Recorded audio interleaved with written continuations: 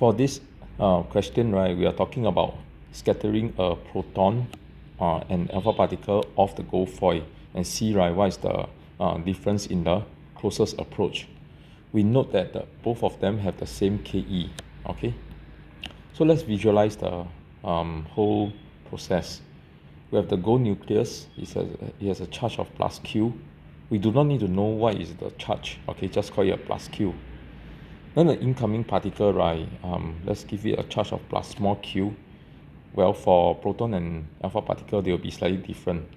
So let's draw a generic path, right, for what will happen to this. Suppose this is far away, okay. Far away, right, you can think about it as like infinity, okay. So this is the initial state.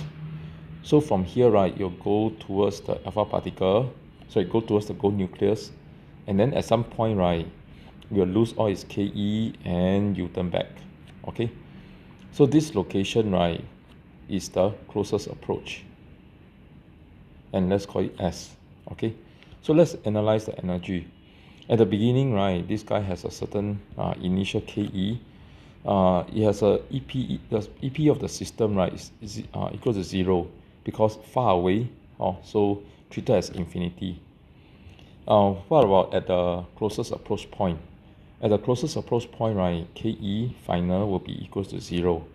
Whereas the EP at this point, right, will be equals to the plus capital Q, okay, plus small q over 4 pi epsilon naught. The distance is S, so we put S in here. So now, right, we can equate the initial total energy and the final total energy. So by conservation of energy, okay, so the Ke initial plus EPE initial equals to the Ke final plus EPE final. Okay, Ke initial is the fixed term for both, so let's just write it in Ke, and let's just drop the I. EP initial is 0, so and that will be equals to the right hand side, right, Ke final is 0, so you only left with the big Q small q over 4 pi epsilon naught S. So here, right, we can see that if you make S the subject, so S will be equals to QQ over 4 pi epsilon naught Ke.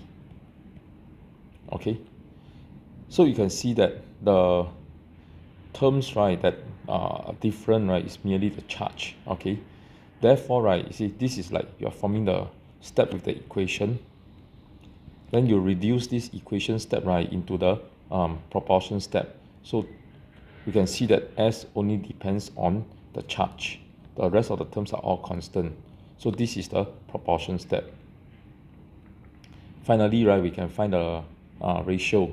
So the ratio of the closest approach for proton to alpha particle will be charge of the proton to charge of the alpha particle, and that will be equals to 1:2.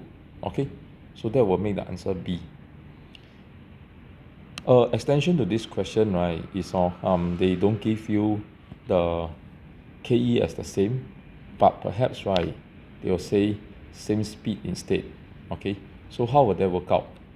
So we can start off from this step onwards. Okay, and you will have, right, the S is equals to QQ over 4 pi epsilon naught, okay, half mv square.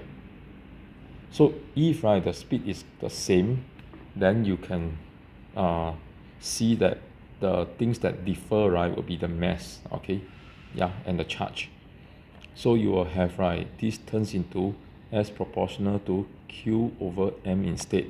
Okay, so you have the proportion step and finally the ratio step. So SP over S alpha equals to QP over Q alpha times M alpha over MP. I would think that this is a more likely question in exam, or they will give you same speed rather than same Ke. Same Ke feels a little bit too easy. Okay, so you have 1 upon 2 here, and you have 4 upon 1 here, and this will make it 2.